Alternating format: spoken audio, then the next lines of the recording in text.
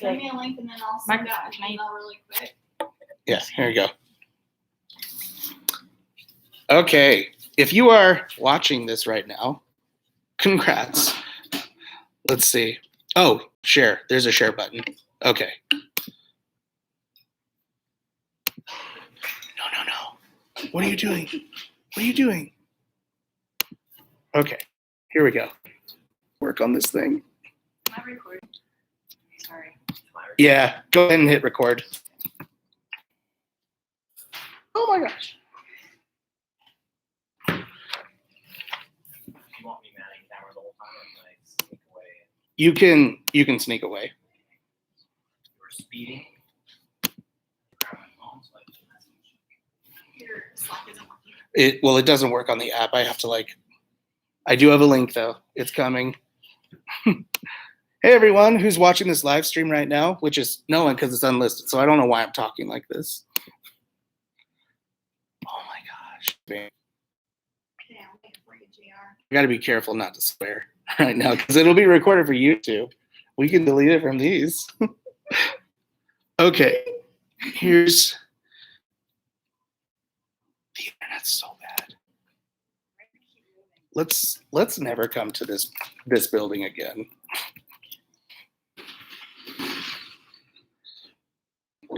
Oh man, at least it's just me, right? Can we imagine if this was Travis?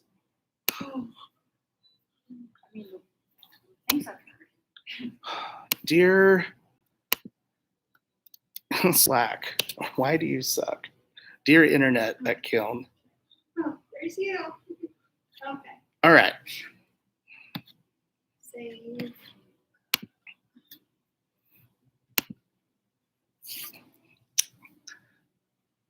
Okay, so Mariah, this is working?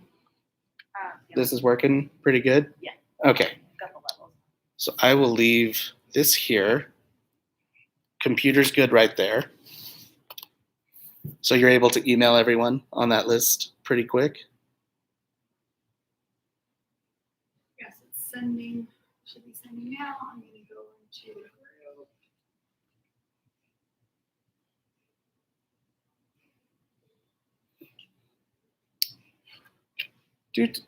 Technology pivot. Am I right? Yeah, you're right.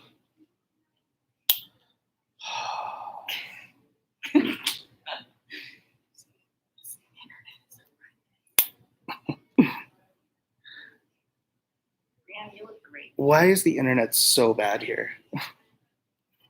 No, it's better than mine at home.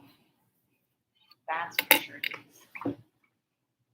Don't you have Google Fiber? No. We have Wi-Fi. That's a nice background. You know what? For it being a webcam, this still looks pretty good behind us right now. So, oh, if you want to put in the headphones, you can, so we don't get some weird feedback. No, I was playing to make sure it played. Okay, cool. Great. Hey, Austin, you're awesome. Yeah, awesome. Team player. Done. Oh, is it still recording? Yeah. Oh, now it's recording. No, now it's not. Now you stop. Oh, do you want me to stop? No, Stop. we can keep Oh. recording. Keep it. Is this take two now? Take Wait, two. want me to record? Oh, yeah, keep recording. Okay. What did you say to me? I thought you said, Oh, I was saying you're awesome. oh, I thought you said you're off. Oh, Oh, no. No. Awesome. not at all. I was saying you're awesome. Mariah, Yes. you want to slide that show? Okay, I just posted it in the group. I'll post it in the events. Did people pay for this registration? Okay. Okay, good. I don't feel as bad. I still feel a little bad because technology failed us. Or we failed the technology. I don't know. Take it either way. But not as bad now. Not as bad.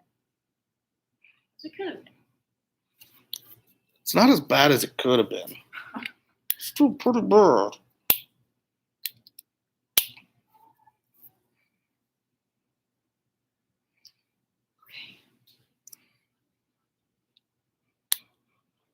Oh, there's one viewer, or is that you? I've been viewing. Are you viewing from the Chamber Media one? Yes. Okay.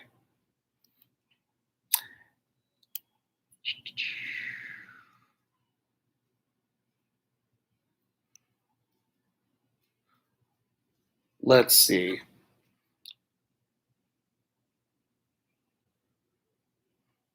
Should probably wait till we get like a few people right so that they know it's coming. Hey, Jar. Looks like technology can't keep us down. I typed myself. Hey, I am. We are. But- I am Spartacus. Okay. Okay. I got 2 people. All right, great. We apologize for any hangups that we had with technology. We'll get started in just a few minutes as soon as some people have a chance to see the new link that we sent out. We had everything set up. All the technology was tested. We're like, yeah, we are good to go. And then we get set up and we're like, why isn't it working? We had such an awesome setup too. It's gonna look so cool. But we'll try again later. Elsie, where are you from, Elsie?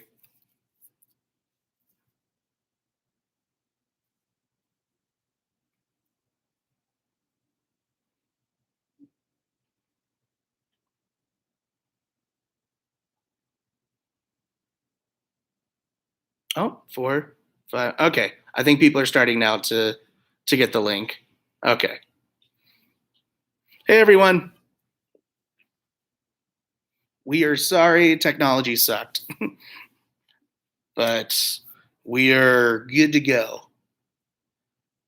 What do you think, Brienne? Should we? How many people do you have? We got 3 on there right now. Okay. Well, give us 1 minute. 1 minute. We're getting people email in. Viewing from France. Ooh. You're worldwide. I'm worldwide right now. What is it? What's that tagline at International Worldwide? Is that Pitbull? Is it? I think so. Okay. I'm Pitbull. I feel like I can't do Pitbull's accent. It's just a deep voice with Poland in the house. Wow. That's great. From Poland and France.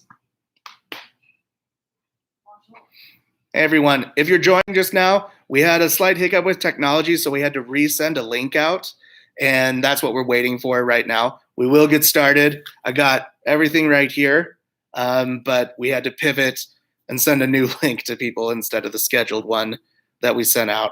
So thanks for your patience. Again, we're real sorry. We're still gonna go the time, like the 30 minutes, and we'll do a Q&A afterwards too. So be sure to type your questions down. We have Brienne over here on the backside. Say hi to our team, Brienne over there.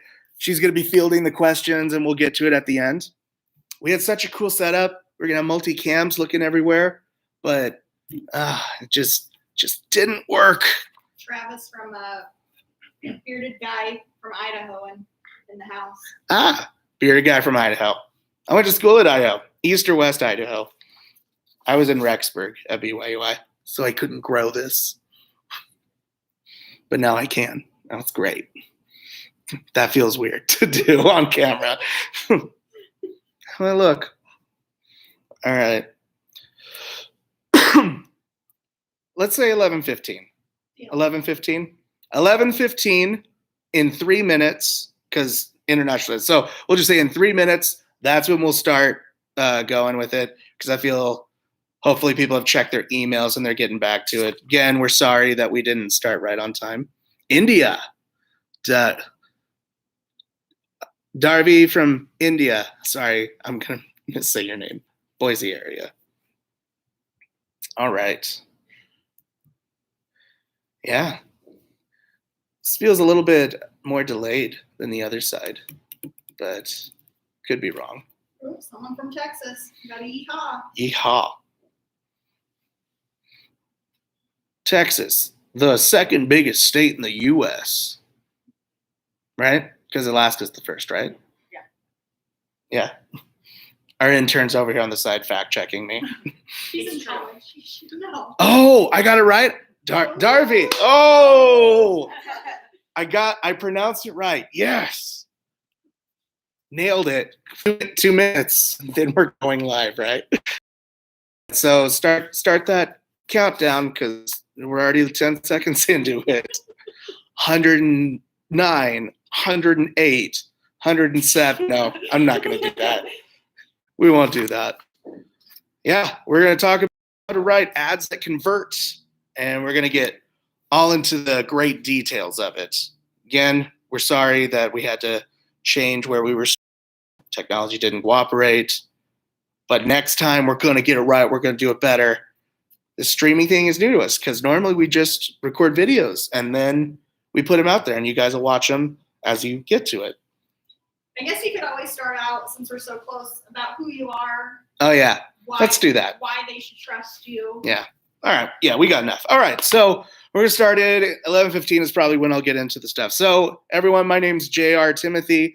I am the comedy genius at Chamber Media. I started working for them as an actor in 2015. Then I started writing scripts for them in 2017. And then from there, I became their head writer in 2018. And I've just kept writing and acting and doing really awesome things with Chamber Media. If you've seen our ads, you've probably seen my face in there. I'm wearing a lot more clothes normally than I typically do for those ads. But with my writing, because of my close relationship with Travis and Stefan, I was really focused on a lot of the comedy stuff. But with their marketing minds, they were able to mold me into this unicorn of a writer. So the stuff I write is typically funny, but it's always geared for the sale. And that's what we're going to be talking about today. Writing ads that convert, but utilizing comedy to your advantage. You can also check out our writer's course. We're going to be going into more detail of that. We'll probably post a link to the comments here afterwards and in the page. But if you want to go more into the details of how to write a chamber-like ad, those anchor ads or the MVPs or the mini anchors that we do, check out our writer's course. Go into a lot more detail. You can examine it more. This is going to be a very fresh, quick take of it. All right. Let's dive right in. The first thing I'm going to talk about is coming up with the best idea for your ad. Now, if you are a single person making videos on your own, the best thing I could do is say grab someone else. Grab someone else to talk to, because when you're on your own and you're just talking to yourself in your own room, it really helps to have someone else to chat with because you need someone with a different mindset. So if you yourself are a really creative person, but you know you struggle on the marketing side, bring someone who's very analytical minded, someone who's got a strong sales sense, someone who focuses on like products and things like that. You know, if your business partner, your friend or something like that, or if you're the analytical side, if you're the marketing minded, bring in a comedian, hire an improviser to come in and chat with you. Or if you have a buddy who's really good with stuff like that. The important thing is to have someone else that you can talk with to go back and forth, because ideas are free. And so you should be coming up with a bunch of different ideas, but have a group that is diverse in their thinking. So if you have more than 2 people, be sure to spread it evenly across. Get creative people mixed with analytical minded people. Excuse me. So with that, creative, funny mixed with marketing mindset people and sales focused. And when you're all in that room together, come up with 50 different ideas. Just have a list of a paper, write down every single idea, even if it's bad. There's no such thing as a bad idea. Just write down every idea you have. Doesn't matter. Because even a bad idea can help inspire someone else to a better idea. And we've done that so many times at Chamber Media. In the beginning, back in like 2017, 2018, we would have these rooms of like 10, 15 people who would all just sit together and we would throw ideas back and forth. And sometimes we would come up with really good ideas. And sometimes we came up, more often than the really good ideas, we came up with really bad ideas. And they were funny and we had a good time, but they helped lead us to the really good ones eventually. So as you go through there, find the really good ideas, write them down, and eventually, just by the law of statistics, every 10 ideas you come up with, 1 or 2 of them are going to be real winners. All right. So keep that in mind. Every 10 ideas you get, 1 or 2 of those should be really good. And so if you're coming up with 50 ideas, you should have 5 or 6 ideas that are really awesome. So write those down and you'll be able to identify it because of the next things I'm going to talk about.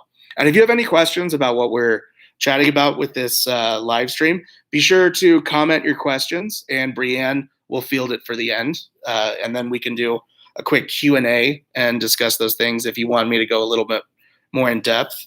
But once you have the best ideas, those 5 to 6 really good ideas, you'll know that they're really good because of the next step that I'm going to talk about, which is using the sale for the joke. Now, typically, people think telling a story is important. Everyone always wants to tell a story. They want something to be visually beautiful and they want to yes, this story of this consumer as they go through the world of a grocery store and they find the perfect apple and they take it and they put it in their car. That's garbage.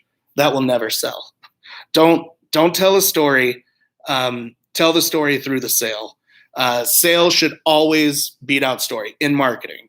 I'll say that. In marketing, the sale always has to trump the story, but you can spend about 90% of the time on the sale and 10% on the story. The story is served through the visual aspect and the character that you create in the scene. So for example, when of times that we focus too much on the story versus the sale and it kicked us in the butt, we were doing a beauty product and we were focusing on a family relationship because it was something that could be used by grandparents and mothers and daughters, and it would suit everyone. And we really focused on, saying oh, this is a great thing that the whole family can use, but that wasn't the sales point that we should focus on. And it was actually a different aspect of the product that worked for each of them. What we actually should have done was focused on 3 different ads that focused on grandmothers and mothers and daughters. So that's an example of a story that just didn't. Sorry, I'm getting tongue-tied. It's really hard talking to a webcam, guys. This is really hard, not looking a real person in the face. Focusing on the story there really hurt us, and it didn't perform the way that we wanted it to. Another aspect where we focused on story versus sale was we did an AA meeting, not Alcoholics Anonymous, but a different group of other people who were chocoholics, and it was Chocoholics Anonymous, and it did bad. It did bad. One, because it didn't relate to the person, because we were really focusing on the characters in the story that didn't resonate with the viewer because they were all talking to themselves. Typically with the sales message, you want a spokesperson looking at the camera like I am right now, connecting with the viewer so that when they speak to you, they're speaking to the actual viewer and they're saying something that makes sense and something that relates to them. And then that person is able, or the viewer is able to be like, oh, yeah, I do have that problem. I'm going to click the link and look at this product. So that's what I mean by focus on the sale versus the story. Don't just point a camera at something and expect people to relate to it.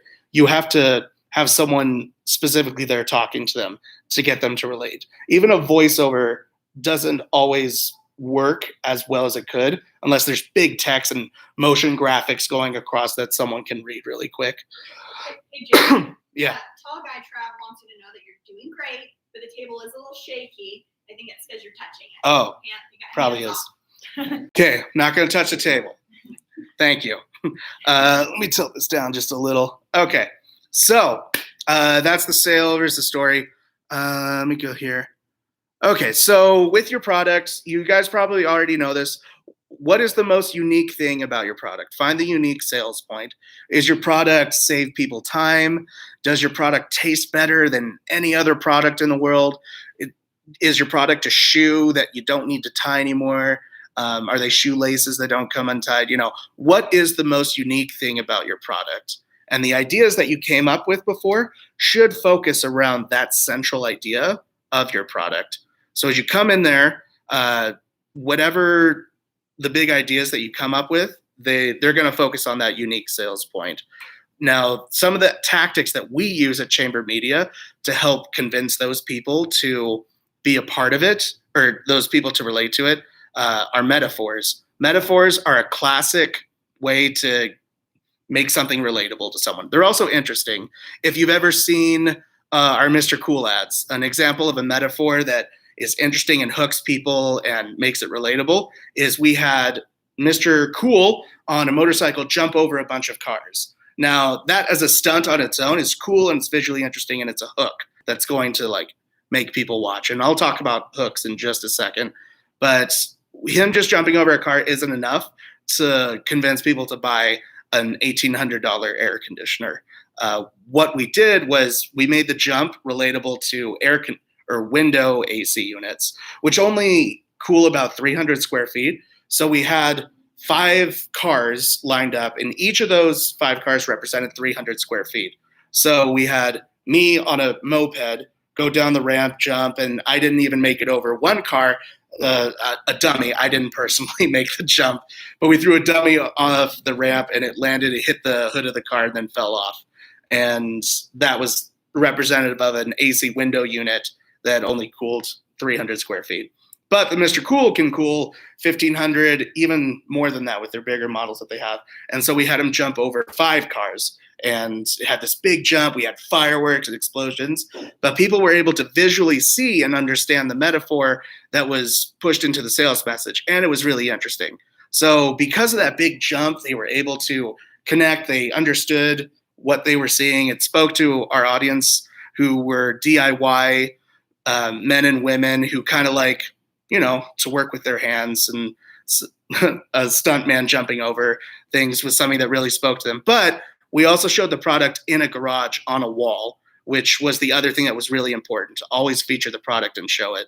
Another tactic that we use is spectacle. Just like that jump, it was huge, and a spectacle is a wow factor, something that keeps people, that just makes them watch because it looks really interesting. Things that are not a spectacle that a lot of people confuse that you should keep in mind.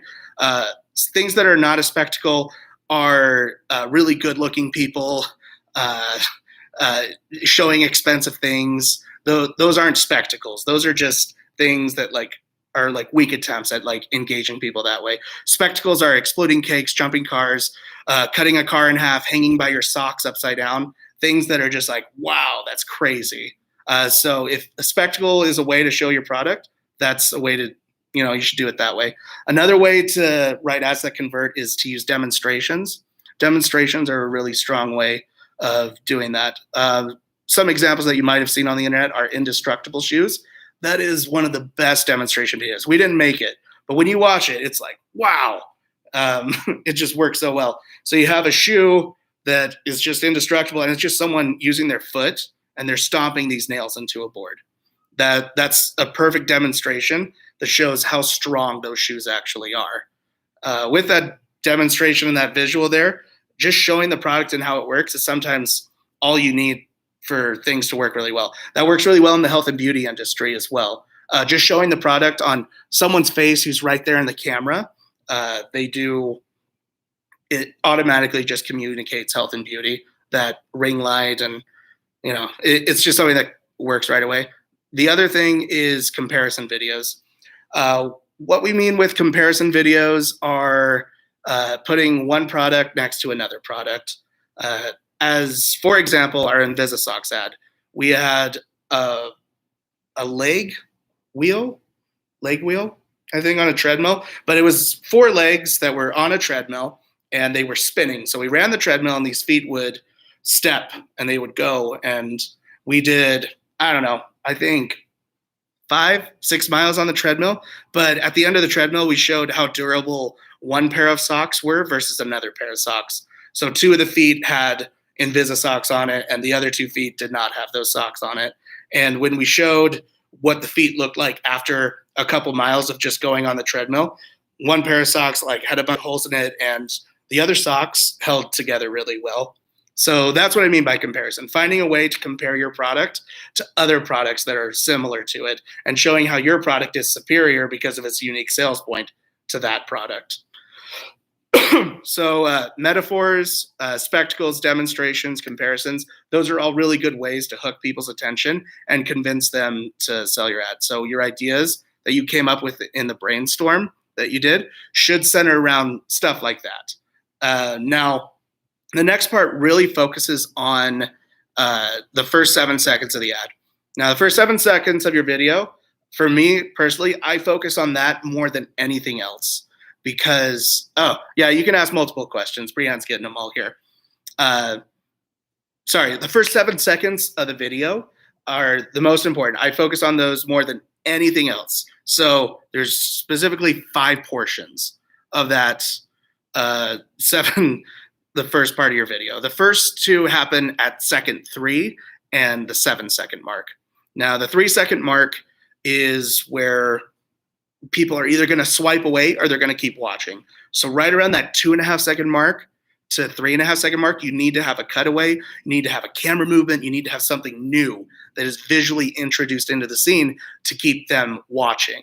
Because the next part, the next 4 seconds are when you're going to introduce your product.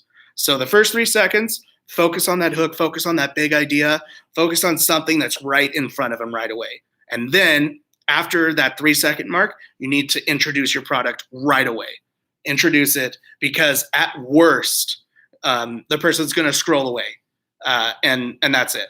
And they never saw your product. If you bring your product in after that 7 seconds, they're never going to see your product. You wasted money on a view and you just wasted money. So really focus on those first 7 seconds there and how you're going to introduce the product right away. Excuse me. Yeah. We're scrolling there. Sorry, I lost my place here. There we go. Okay. So after the 7-second mark, the next important time mark of your ad is 10 seconds. At the 10-second mark, you need to do something else again. You need to do new information, something visual, another camera movement, something like that to keep them watching, to keep them engaging. And then the next mark that people typically lose interest is 15 seconds.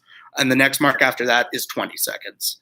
So if you can focus on 3, 7, 10, 15, and 20-second marks and keep something interesting and new there, you will automatically increase your view time, your viewer retention rate, and you'll get more bang for your views. You'll get more engagement out of it probably. Someone will probably like your video, but the longer you can get someone to walk, the longer you can get someone to watch, the more likely it will lead to further engagement, and that helps the algorithm out. That helps you guys out. That's what we focus on a lot on it with our ads. So if you go to our Instagram and you just kind of scroll through the chamber media ads that we make, it's a huge thing that we do. 3 seconds, 7 seconds, 10 seconds, 15 seconds, 20 seconds. All those are super important. Now, I'm going to give you some ideas that you can do to make it interesting at those particular marks. One of them is camera movement. You can do a zoom. You can do a trucking shot where the camera just moves sideways and keeps on pointing at it. Yeah, actually, this is a trucking shot. So let's do this real quick. This is considered a trucking shot. So even with the background moving behind me, it's super interesting. It's engaging, and it just keeps everything moving around it. So that's something visually interesting. Zoom obviously just means the camera comes in closer. The other thing, parallax shots, which we're going to do today, right, Austin? Yeah. Yeah, we're going to a parallax shot. It's like that scene in Jaws where the sheriff's sitting on the beach and the camera moves in and the background goes around. Super interesting.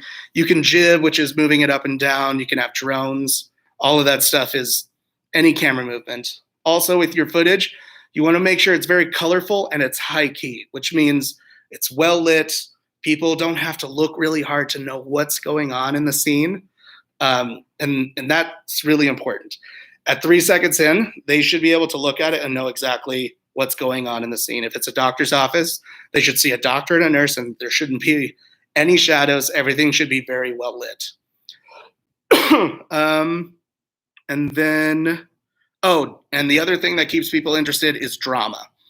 Drama, we also use the word teaser. Sometimes a reason to keep people watching. Drama / teaser, that's the reason people keep watching. Like a man about to skydive out of a plane, that's some drama. If a guy is wearing a backpack and you see him in a plane because everything's lit real well and they open the door, you know he's about to jump out of the plane. And you know that you're going to watch until he jumps out of the plane. You know that you're going to wait around for that. Another thing is Travis getting his chest waxed. We started with just a rip I was like, oh, he just screams. You guys have probably seen that video. That's a reason to keep watching because we are going to keep ripping wax off of his chest. Our first 3 seconds was him getting ripped, and then the very next thing he said is, I'm going to get my chest waxed while I pitch to you while you should hire chamber media. So at that point, it's a 7-minute video. People watched a lot of it. What? The average view time was like, what, a minute? A minute on a 7-minute video. So people got tons of calls to action on that. That was a lot of drama in that video. A lot of reasons to keep watching. The hot wings, when we ate hot wings, me having a burning mouth, that was, we were going to eat more. You want to watch us suffer through pain as we eat those hot wings. People are sadists. Getting tattooed. We did a commercial twice now of me getting something tattooed on my back. Now, I don't actually have anything on my back. I'm not taking my shirt off. I didn't get a tattoo, but it was drama. It's a reason to keep watching. Like, oh my gosh, you got tattooed. But yeah, so to keep people interested, that 3, 7, 10, 15, 20-second mark, add camera movement, keep it high color, really easy and clear to see what's going on, and then add drama, give a reason for people to keep watching. So taking all of those things I said and combining it into an ad is really hard to do, but the best way to do it is to just keep trying and do it over and over. It took me about a year of just constant writing and filming and trying to figure it out myself before I started hitting my stride. And then took another year to be like, oh, with all the changes and everything. And so now it's like, yeah, we can fly. But even now, like practices are still like, you have to go with the trends of the internet and YouTube and what's doing really well right now. For us, YouTube seems to be making a comeback and Facebook is doing Facebook. But, those tech giants that go back and forth. All right. Thank you for watching. Again, check out the writer's course. We go into more detail over this, and it's not as uncomfortable as just staring into a webcam because a couple people are talking in that writer's course. But be sure to check that link out. If you had questions, we're about to do those right now. So go ahead and type your questions down. I think we got about, 4 more minutes. Oh, I was saying 4 questions. Oh, 4. Oh, okay. I was like, how much more time do we have? But I did tell them you're forced to stay, so they should hurry and get them in. Okay, I am forced to stay. Hit us with the first question. Okay. So my question is, should we always show our product or service in the first 6 seconds? Should we always show our product or service in the first 6 seconds? Yes. Some things can be harder to show. If it's a service, let's say you're a roofing company. Well, actually, no, I can think of a really good way to show that in the first 6 seconds. So I'm just going to say yes. You should always show your product as fast as possible. Because keep in mind, people are scrolling away after 3 seconds. People are scrolling away after 7 seconds. All right, so in that first 7 seconds, get it in there. All right, you don't have time. They don't have time to waste, and you don't have money to waste on people not understanding what your product is. If you're paying money for them to view, you should look at what the product is. So yes, always. How would you recommend going about for products which aren't unique in application, specifically women's fashion? It may be unique in fashion, but it's really not unique. Okay, so yeah, that's actually a really good question. So the question was, how do you, How do you make products or make an ad for? Something that's not unique. Yeah. How do you make an ad for something that's not a unique product? It's just a product. So they also said, for example, women's clothing. So let's just say it's a scarf. Say it's a no, shoes. Shoes are much more relatable. See, you just pivot right there. Shoes. We're going to use that as the mode for communication. So let's say it's a women's shoe product. There's a lot of different women's shoes. Is it a high heel? Is it comfy? Something like that. You want to focus on whatever the specific aspect of your shoe is. So you got to make it interesting in some way. Is it a good looking shoe? Is it a comfortable shoe? Or if it was a shirt or something, are they cute shirts? Can they customize it? There should always be some sort of unique selling point that you should be pushing to someone, always.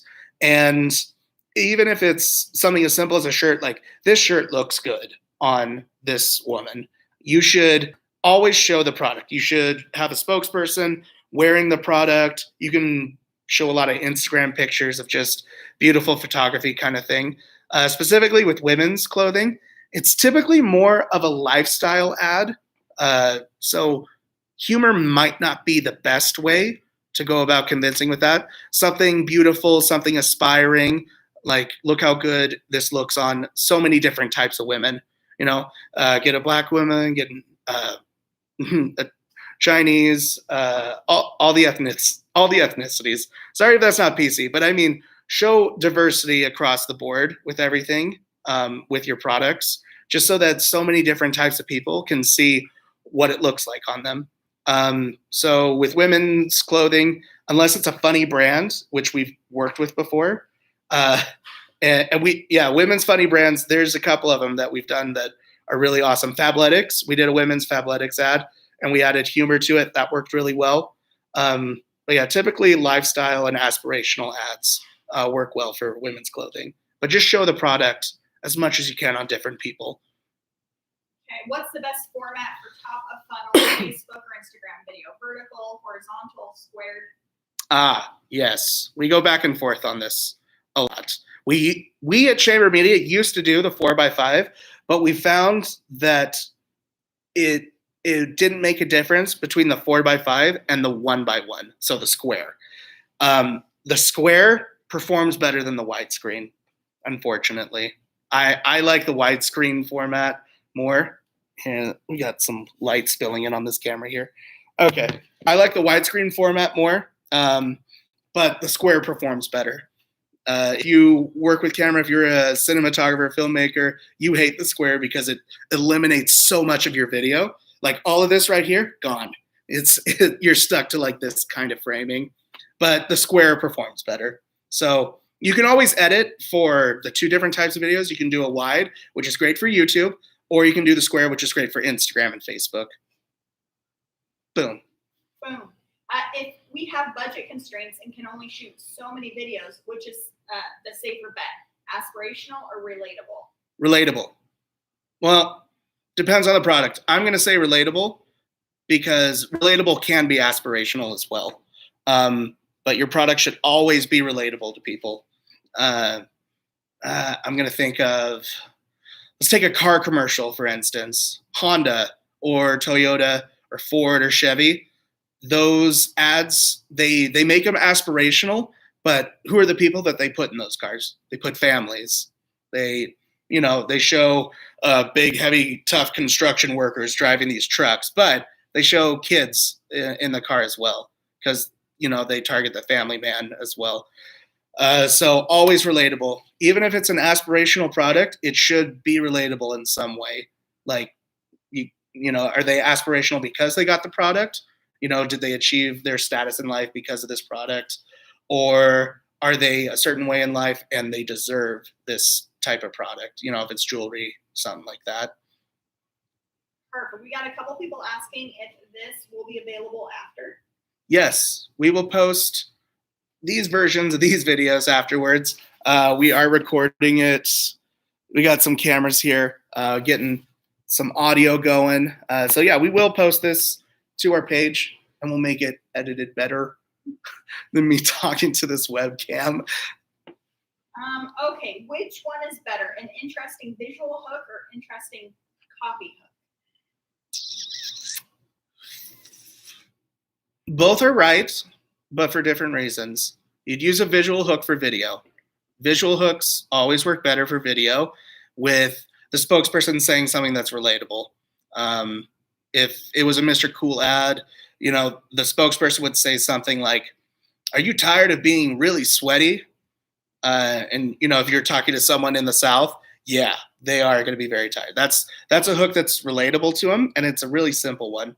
You can also say something as shocking as "the best fudge comes from Uranus," and that's a really good verbal hook, but the visual is always going to trump it because if you have camera movement with something, it's just visually more interesting, and people aren't listening to your video for the first 3 to 7 seconds of your ad. They're reading it, so always put subtitles with your video, but visually it's always going to get trumped. Or the visual one's always going to be a little more important than your verbal hook. But if you're writing copy for an ad, your verbal hook's better because whatever you write for your social post, best fudge comes from Uranus. What did they just say? And of course, they're going to read on a little bit. So yeah. visual over verbal. Perfect. What's the most effective way to write a 15-second video ad for platforms like Snapchat, TikTok, or Reels? Whew. That is a question that a lot of people want to know. Typically, the rules are still the same. That 3, 7, 10, 15, and 20-second thing that I told you about, those rules apply as well, especially with TikTok. TikTok's such a great place to experiment right now. I'm learning so much from doing my own TikTok and had a video go a little viral there and got a bunch of followers from it. But the rules are the same. Visual camera movement, something interesting, talk really fast, talk as fast as you can, because our brains process words a lot quicker than we speak, slower than our brains can process. So in our videos, we always speed them up like 106% to 112%.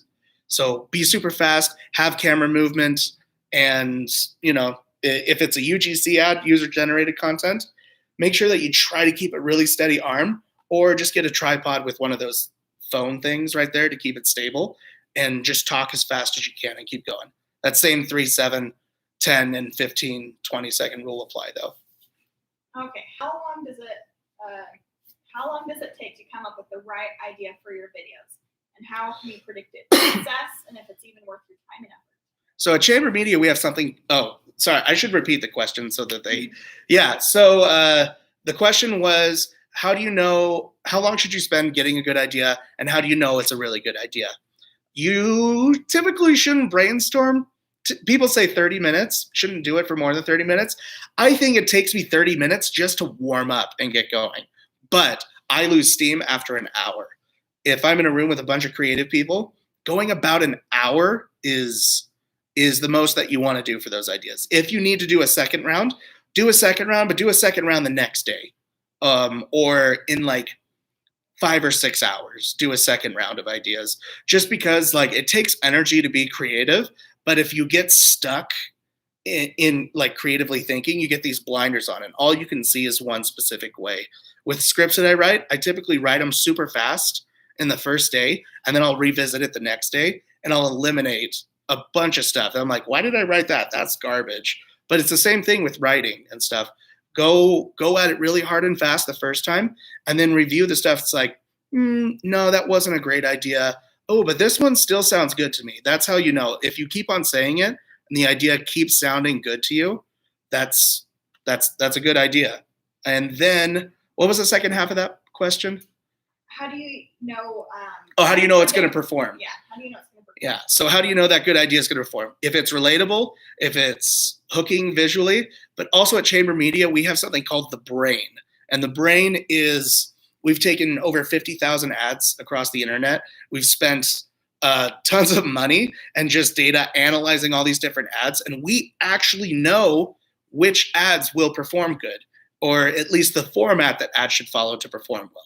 So the idea's just got to be relatable, and it's got to be presented visually in a good way. And the content length has to be a certain type. And for different products and everything like that, we know how it'll perform. But typically, if the idea is relatable, if it speaks to your customer, and if you can make it clean and you demonstrate the product and you make it engaging and interesting, that ad will typically do well. I'm not going to say it's a home run, because sometimes it takes little tweaks to figure out how the video can perform and make the sales. But that ad will typically do well. Like, you'll get conversions from it.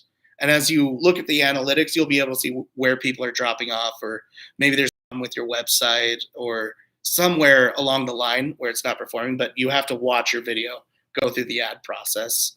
But as long as your video is relatable and it's interesting and it demonstrates the product's value to both the product and the customer, you got a solid ad. And you got to go fast too. Got to go fast with the stuff on social. Okay. What's the minimum gear you would recommend to someone just starting? Minimum gear. You got to have a camera. DSLR camera is good. Don't go with like the Canon Rebel series. I would go with the Canon Mark III or a Nikon equivalent, or Mark III or Mark IV. The Mark III is kind of old now. The Mark IV will shoot in 4K. There's also the Sony A7 III. Is that what it's called, Austin? Sony A7 something. Yeah. That's another one that a lot of people go crazy for. I'm personally a fan of Canon just because they've been around longer. Have a good lens that's 28 to 70 millimeters. That's L series one if you have a Canon product, or another lens similar to that. And then you need lights. Get softbox lights off Amazon. You can get like 3 of them in a package together for like $150, or you can get some LEDs. They're a little more expensive. I kind of like the softbox ones, but they take up a lot of room. But the LEDs, they're smaller and they can still get the job done. They have some diffusion that comes with it. But you definitely need lights and also audio. Right now we're talking over the webcam here, but I don't have my audio here with me. But there's this thing called a Tascam that I love, and I swear by it. It's awesome. Great audio. It kind of looks like a taser. It's about this big. It's got these metal things on it. It's a great audio thing, and it's only like $120, $150 to $120.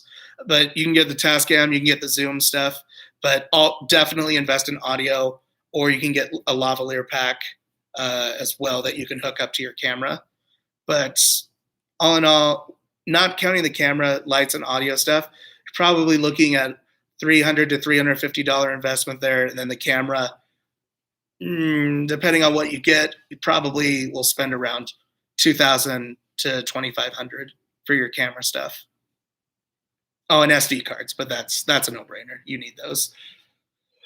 Perfect. Let's do one more. And One then more? I'm letting people know that they can either do the master copywriter course, or they can ask the questions in our group. Yeah. 'Cause So we're going to there's a couple do more. one more question. Thank you all for watching. We really appreciate your questions and helping out. If you have more questions, go to our Unicorn Facebook group, write your questions there. Experts from our chamber team will be there to answer them as well if I didn't get to it here. But we'll post this video, and also check out our writer's course, which we'll also post a link to.